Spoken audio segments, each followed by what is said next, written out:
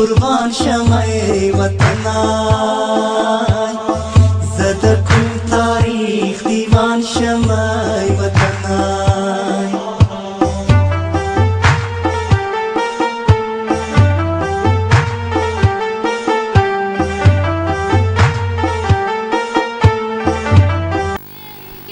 قدرمنو لیدونکو سلام. په دې هیله چې ښه صحت ولرئ او خوشحاله وئ. خوږو لیدونکو رحمت الله خوستی یم د هندوستان نوې ډیلي څخه ستاسو په درنه حضور کې حاضر شوی یم. خوږو لیدونکو همدا شیبه د زړه ډیلي چندني چوک په خوا سفر لرو. غواړو چې د چندني چوک څخه یو ډېر ښکلی لنډ په زړه پورې راپورتاژ تاسو ته وړاندې کړو. زموږ سره اوسیږئ.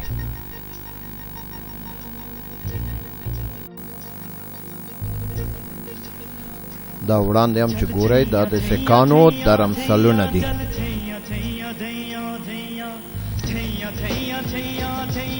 دا هم د چندني چوک یو بل درمسال.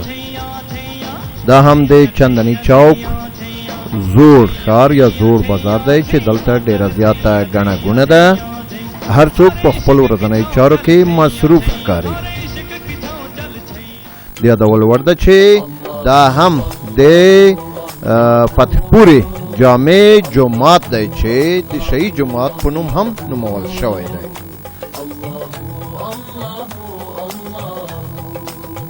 داسې ښکاري چې د ترمیم چارې هم ترسره کیږي او فعلاً تقریبا 3:30 بجې دي چې ځینې خلک عبادت کوونکي راځي غواړي چې د مازدیګر لمانځه لپاره تیاری ونیسي. او دا هم منبر دی چې شاته یې محراب ښکاري چې په ډېر ښکلي خطاطۍ او مناظرې باندې آیتونه او کلمې لیکل شوي.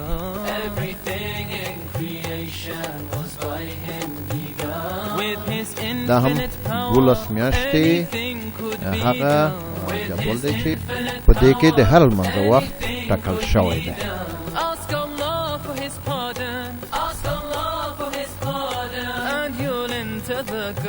جومات ډېر لوی ښکاري. داسې ښکاري چې په هند کې میشتې مسلمانانې ښځې هم د جمع لمانځه لپاره دلته راځي. دا هم یوه بله لویه دروازه ده. خارجیان دلته ډېر زیات ښکاري. غواړي چې د تاریخي ځایونو هغه عکسونه چې دوی ته په زړه پورې وي د هغه ځای عکسونه واخلي. دا هم د چندني چوک بالیمارانو کوڅه یا بازار دی. غواړو چې دلته افغانان پیدا کړو، د هغوی سره مرکې وکړو.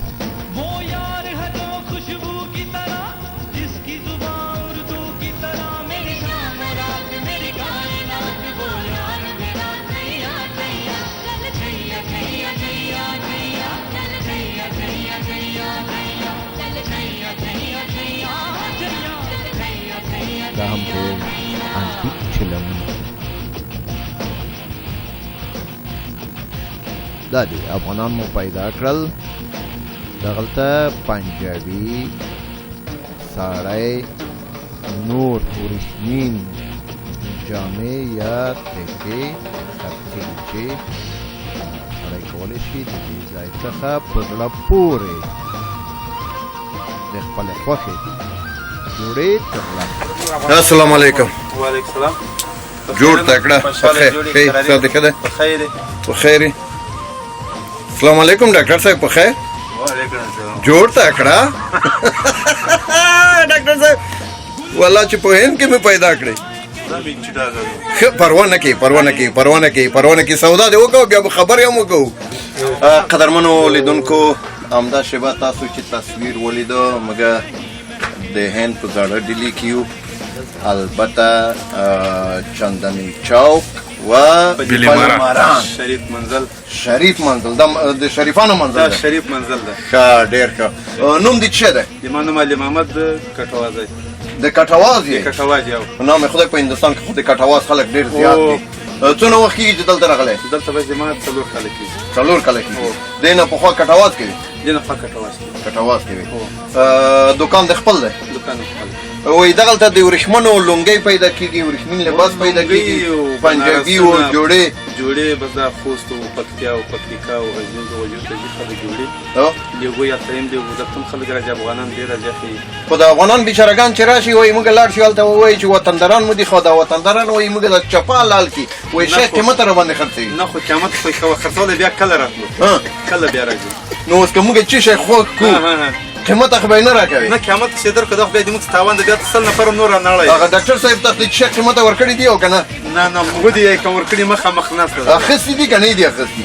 نه دي اخیستي تر اوسه؟ نه په دې هیله چې څنګه لکه ته چې وایې چې قیمته مو نه دي ورکړي، په دې هیله چې هغه افغانان چې دلته راځي تاسو ته راځي په یو امید راځي چې ودره وطنداران مو دي، موږ سره به کومک وکړي او په دې هیله چې کومک ورسره وکړو. بس وطنداران خو بالکل ټول وطنداران یو کېدای شي نو داسې ګټې رقم نه وي. نه دا خو سمه ده، خو ځینې په هغه کې دغسې حساب دی وایي ځینې مالونه هم فرق لري که نه، لکه د لاس ګوتې د مال هم چې هغه ورېښمین مال اصل وغواړي وایي دوام راباندې خرڅېږي او خلک داسې ګیله کوي که نه. وایي اصل مثلا هغه د هر چا خپل کار ده، ورېښمین په بدل باندې ورکوي. مثال دغه چې نور ډېر شیان دي، اصل شی کم اصل اصل باندې ورکوي. خپل تر ایمان او تر بیاباني پورې ده. دا څه شی دي؟ دا پنجابي دی وزر دغه دی.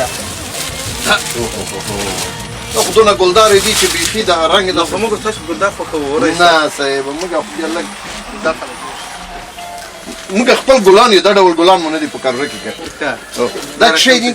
دا سړی دی خو هلته موږ تاسې خلک خطه نه تېر کوي.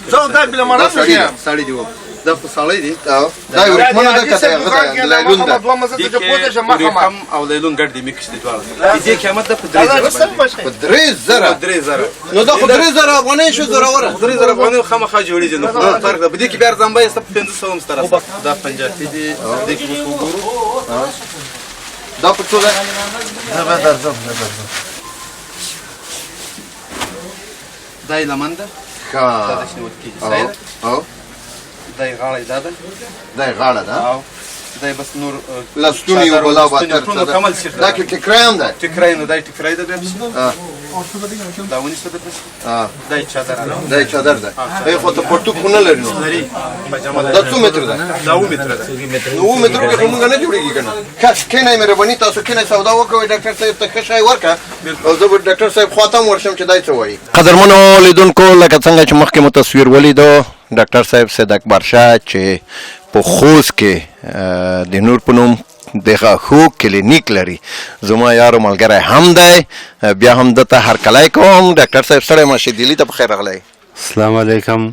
وعلیکم السلام. ستړي مه شئ، تاسې په خیر راغلي یې ډیلي ته. نه ډیلي خو زموږ خپل وطن دی، تا څنګه راغلی؟ بس زه په خیر انشاءالله ځکه راغلی یم چې مشکلات د ژوند مونږ خو داسې دي چې پوهېږي که نه.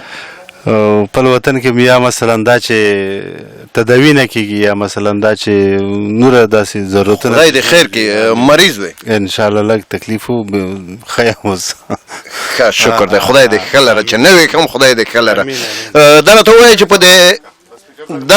په دې ډیلي کې چې راغلې د ترجمانانو په ګیر خو نه یې اوښتی؟ نه انشاءالله دې بلا نه خلاص یو خدای په فضل. ښه د ډېر خلک چې ما خبرې ورسره وکړې ترجمانان نه ډېر شکایتونه کوي. دا خو نو څوک چې په ژبه نه پوهېږي خامخا به شکایت کوي.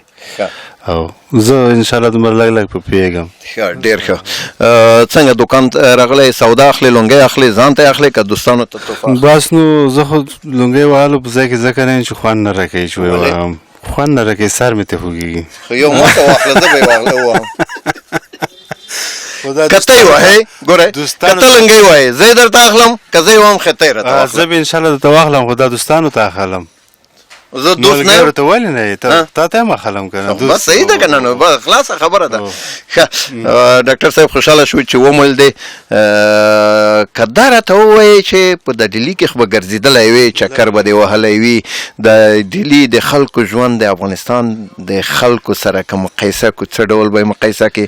دلته امن څنګه دی، ژوند څنګه دی، کاروبار څنګه دی او خلکو ته څه ویل غواړې؟ دا خو یوه معلومه خبره ده ټول خلک په دې فرق باندې باید پوه شي. دلته په ډیلي کې ډېر بهترین یعنی ښه ژوند خلک لري. که 1 روپۍ لري ښه ژوند لري، ځکه ژوند یې په امان کې ده. جنګ نشته، دې نه نه یېرېږي چې بم به خلاص شي، دې نه نه یېرېږي چې چېرته به جنګ شروع شي موږ به پکې مړه شو. د سړک په سر هم شپه تېروي او په بنګله کې هم شپه تېروي. او بله دوی غټه ښېګړه په دې کې ده چې زه چې سفارت ته تللم، هند سفارت کې چې ویزا راکول، هلته بیا ما نه پوښتنه وکړه چې ته څه نظر لرې؟ مخکې هم 2 واره تللی یې، نو دا ته څه مقایسه په دې باندې نو دا څرنګه مقایسه کوي د افغانان او هندیان؟ هلته د مذهب ازادي شته که نشته؟ که شته نو څنګه حساب ده؟ ما هلته زه ولاکه په دې پوه شوم چې دا هندو ده دا مسلمان ده. زه په دې ولاکه پوه شوم چې دا هندو ده دا مسلمان ده. نو ده وخندل، وایي چې دلته ما دلته خو د مذهب جنګ روان دی، خلک په دې باندې تباه شول او ژوند یې ډېر ښه دی د افغانستان په نسبت. که نور هېڅ نه ده، په نیمه ګډه ژوند کوي، په کمه تنخوا باندې ژوند کوي، لیکن ژوند یې په امان کې ده، صلح ده، ارامي ده. ټول خلک وطن پرستی کوي، داسې نه ده چې وطن ړنګوي جوړوي. خلک اخته دي. موږ چې یو پل ړنګ شي خلک پې ځي ورځي ولاکه پوښتنه یې کوي. دلته عوام هم کار پکې کوي، همداسې راځي کار پکې کوي او پل جوړوي، غیر له دې نه چې څوک یې پیسې اخلي او دوی داسې اخته وي خپل پل جوړوي. ډېره مننه ډاکټر صاحب. په پای کې زموږ د خوست خلکو ته کوم پیغام لري په دې اړه؟ خوست خلکو ته سړی څه پیغام ولري؟ خو دا پیغامونه ټول خلک څه باید وکړي؟ خلک داسې باید وکړي د خوست خلک چې سبق دی وایي، خپل ارام ژوند دی وکړي، لکه څنګه چې په نوره نړۍ کې انسانان ژوند کوي داسې ژوند اختیار کړي. ډېره مننه ډاکټر صاحب، موږ سره کزې په خدمت کې یو. ډېره مهرباني. تشکر له مراکنه.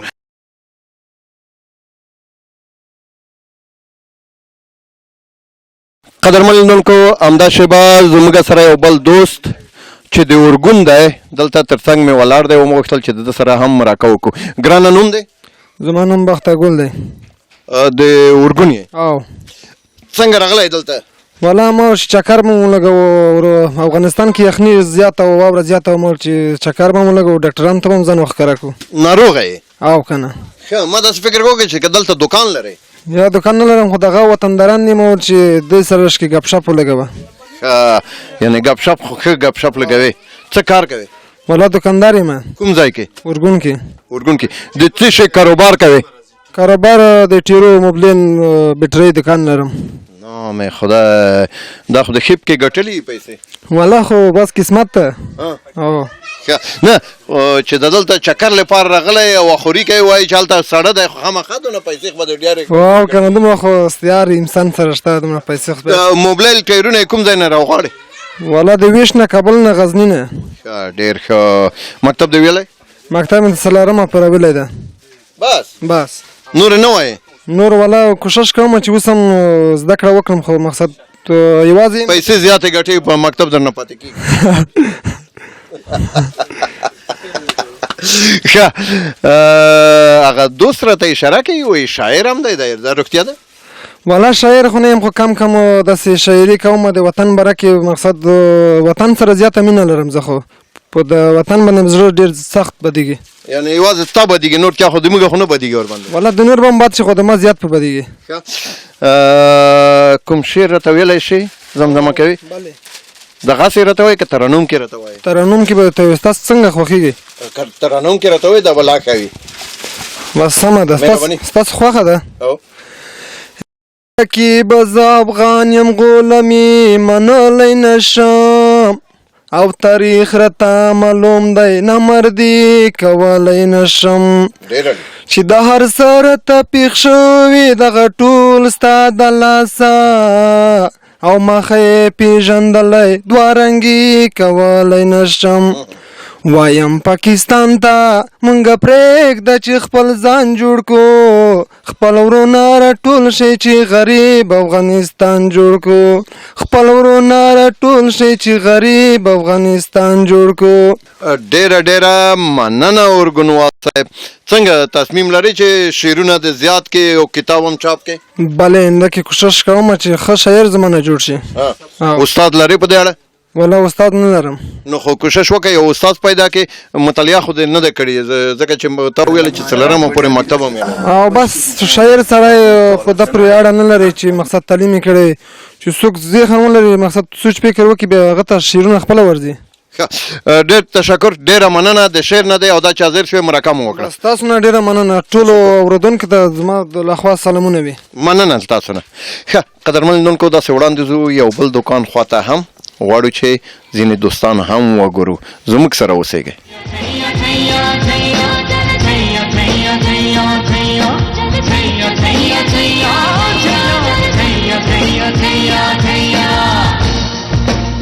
قدرمن لیدونکو همدا شیبه یو بل دوست چې دلته دفتر هم لري دوکان خو نه ښکاري ولې دلته چپلې هم ایښودل شوي دي. نه پوهېږم چې دا چپلې دی جوړوي کارخانه لري که څه خبره ده. او په ضمن کې پاسپورټونه او د راجسټر کارتونه هم ورسره دي. خو لکه چې کار نام خدای ښه روان دی. ګرانه نوم دی؟ احمدشاه. احمدشاه د کوم ځای؟ پکتیکا دی ولایت یې. پکتیکا نام خدای د مارکیټ ټول پکتیکا ټول پکتیکا خلک دلته اوسېږو. موږ سره راغلي 15 کاله ووتله. 15 کاله په هندوستان کې. او الحمدلله چې د عزت په ټینګ کې راغلي یو که اوس ښه خوشحاله یو دلته خپل کارونه کوو. دعا غواړو چې الله تعالی موږ وطن جوړ کړي خپل وطن ته لاړ شو بیرته. او موږ خلکو له ټولو دا خواهش کوو چې یو اتفاق شو که افغان یې که پارسیبان یې که پښتون یې یو اتفاق شو. خدای دې وکړي زموږ ملک بیرته جوړ شي خپل وطن ته په خیر باندې لاړ شو. موږ لاړ شو. څنګه دلته خو کوم مشکل کوم تکلیف ده؟ نه نه هېڅ تکلیف نشته. که موږ د انسان لږ پته خوشحاله یو ډېر هېڅ تکلیف نشته. که شپه یې که ورځ یې که ماخستن یې که سهار وي خپل کارونه کوو. خپل کارو باندې اخته یو. ماشومان هم سبقونه وایي څوک ډاکټري وایي څوک انجینرتوب وایي که ټول په کارو باندې مصروف دی. که ډېر ښه. فامیل دلته دی که پکتیکا کې ده؟ نه دلته ده فامیل دلته څه په پکتیکا کې دي څه دلته دی. که ډېر ښه. څه کاروبار کوي دلته؟ خپله کمپنۍ هم د خان ایکسپورټ په نامه باندې رجسټر ده. او د کارګو مال دوبۍ ته هم لیږو یوروپ ته هم لیږو افغانستان ته هم لیږو. او دا کوو کارونه کوو. دغه کار مو دلته څونه وخت کېږي چې شروع کړی دی؟ تقریبا 15 کاله کېږي دا کار شروع کړی دی. نه پخوا هم څه کار؟ مخته سبق ویو که کلکټه کې هم سبق ویو. که کوم ځای کې؟ کلکټه کې. کلکتا کې هم ژوند کړی دی. څنګه دی کلکتا کې ځوانان پښتانه؟ بالکل الحمدلله ډېر پښتانه اوس تقریبا لزره پښتانه به اوس هلته مو که خوشحاله چې خپل کاروبارونه کوي. څوک سبقونه وایي څوک کاروبارونه کوي. څنګه که موږ کلکتې ته لاړ شو هلته موږ ته د پښتانه پیدا شي موږ ته به ډېر پښتانه دي. که کوټې دي تقریبا 300 کوټې به وي. موږ کوټې ورته وایو تاسې کورونه ورته وایاست. که تقریبا 300 پاره کوټې کې څوک 8 نفره څوک 9 نفره. خو هغه خلک داسې کاروبار کوي چې هغه موږ تاسې ویلی نشو ورته. که ولې کاروبار یې لوړ دی ډېر؟ نه خو د انټرست کاروبار کوي. منی کاروبار کوي. هغه څه شی دي؟ هغه په سود کې راځي. خدای توبه ومه ساتئ. ښه نه موږ سود سره کار نه لرو. دا هر څوک خپل کار پوه شه او خدای پوه شه اسلامیت پوه شه. نه موږ د خپل د ژوند په هکله د پښتنو د ژوند هغه به ډېر خوشحاله شي. ستاسې حالت ته ورسې که دغه به حوصله بې زیاته شي که ډېر به خوشحاله شي. شکر الحمدلله زموږ افغانستان دومره مخته شو. اوس کیمره دلته راغله که له موږ نه پوښتنه کوي که الحمدلله موږ له تاسې نه هم ډېر خواهش کوو که او تاسې ته ډېر ودانۍ یایو که ستاسې له افغانستان دلته راسئ. موږ د پښتنو د افغانانو حالات مو لیدل سپکه درنه غریبي آبادي ټول مو لیدله. که تاسې ته ډېر هرکلی وایو تاسې ته ډېر ښه راغلاست تاسې ته وایو. که ډېره مننه. نو که چېرې که وغواړم چې کلکتې ته لاړ شم ادرسونه ملګري دوستان به هلته ولرئ؟ بالکل الحمدلله اډرس به درکړم که ټیکانې به درکړم. په ټیسن کې به خلک تاسې ته ولاړ وي که هرکلی به مو وکړي تاسې ته. که ډېره مننه قدرمن لیدونکو. که خدای کول الله رضا وه بس کلکتې ته هم یو سفر کوو. ولې هسې نه چې په خوله راته ووایي هلته کلکتا کې سټیشن باندې ولاړم ښکته پورته ګورم او هېڅوک هم ما پوښتنه ونه کړي. نه انشاءالله هر څه به وي. که هر څه به ولاړ په ټیسن کې به خلک ولاړ وي موټر به وي ستاسې به ښه حفاظت کېږي. که هم په کوټه کې هم د بندي هم د یو جماعتونه هم ډېر دي. هر څه مطلب سهولیت شته. یعنې مطلب دا چې که هلته چا کومک ونه کړي جوماتونه شته جومات ته لاړ شي. نه انشاءالله که هغه ورځ خدای نه راولي. که نه څه شته انشاءالله. تشکر ډېره مننه. بس دوستانو سره تماس ونیسئ او که چېرې که وویلئ چې دی دې راشي زه ورځم. او ټلیفون ته وکړه او که چېرې که وویل چې را دې شي زه ورځم. د ملي تلویزیون د دوی په خدمت کې دی او د دوی د زړه هغه څه غوښتنه چې وي هغه به موږ د تلویزیون لارې ورته خپره کړو. مننه. ډېره مننه، ډېره مننه. خدای پامان. ښه قدرمن لیدونکو، تاسو خو هغه خپرونه چې په زړه ډیلي چاندني چوک کې موږ درته برابره کړې وه تر دې دمه ولیده. د تاسو ټولو څخه مننه کوو. قدرمن لیدونکو، دا دی په موټر کې ناست یو، غواړو چې یو بل خوا سفر ولرو. هغه سفر د ما په خیال سره چې ما دلته پوښتنه هم وکړه، په هندوستان کې بیا بالخصوص په نوی دلی کې نظام الدین اولیاء یو ډیر مشهوره زیارت دی. غواړو چې دغه زیارت ته ورشو، دعا ورته وکړو او په دې زیارت باندې یو ډیر ښکلی په زړه پورې راپورتاژ هم تاسو ته جوړ کړو. قدرمن لیدونکو، زموږ مالتیا وکړئ تر دې دمه چې تاسو دا خپرونه ولیده. رحمت الله خوستی درته چمتو کړې وه. دا خپرونه د یوسف کام ایر، لال ټي بي ټاور، تلاوت خان، همدا ډول نجیب الله ګورباز، په ننګرهار کې واحد وهاج ساختماني شرکت او انجینیر صاحب فضل ربی ولی زوی په مرسته درته جوړه شوې ده. د دې دوستانو څخه د زړه له کومې مننه کوم چې د هندوستان په سفر کې زموږ سره مرسته کړې ده. قدرمن لیدونکو، تاسو یوې سندرې ته راولم. سندره وګورئ، دا چې موږ څه وخت نظام الدین اولیاء ته رسیږو، تاسو ته به د ښکلی لنډ په زړه پورې راپورتاژ وړاندې کوو. د اوس دپاره تاسې ټول محترم لیدونکي په لوی او بښونکي خدای سپارم.